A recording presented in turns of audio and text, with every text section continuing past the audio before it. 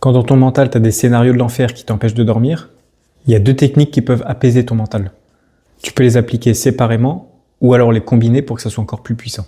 La première technique, c'est de se mettre en position d'observateur, c'est-à-dire prendre un peu de recul sur ton mental, sur tes pensées, et prendre conscience que toi, tu es un observateur, que les pensées, elles apparaissent, mais que c'est pas un choix de ta part. Et du coup, il faut essayer de leur laisser de la place, les observer, sans se laisser embarquer là-dedans, et sans les alimenter pour que ça devienne un scénario de l'enfer.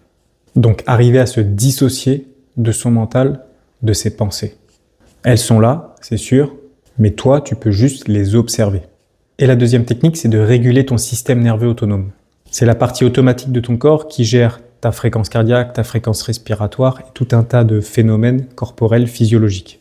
Et quand ce système il est sur on, quand il est actif, quand il tourne à plein régime, tu vas avoir la fréquence cardiaque qui est active, la respiration qui est rapide. Tout est en marche dans ton corps pour être en action.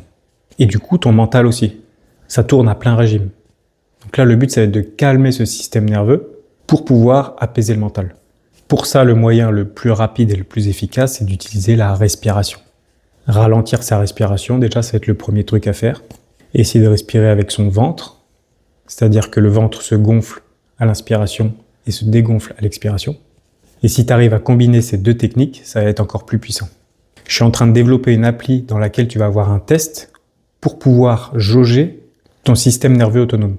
Savoir où t'en es. Est-ce qu'il est en pleine activité? Est-ce qu'il est en activité modérée? Ou est-ce qu'il est apaisé? Cette appli, elle va m'aider dans l'accompagnement de mes clients. Ceux qui veulent être acteurs de leur bonheur, qui veulent passer à l'action, et sans thérapie psy. Je te guide au quotidien avec des actions concrètes à mettre en place tous les jours, comme une hygiène. C'est pour ça que je parle d'hygiène mentale.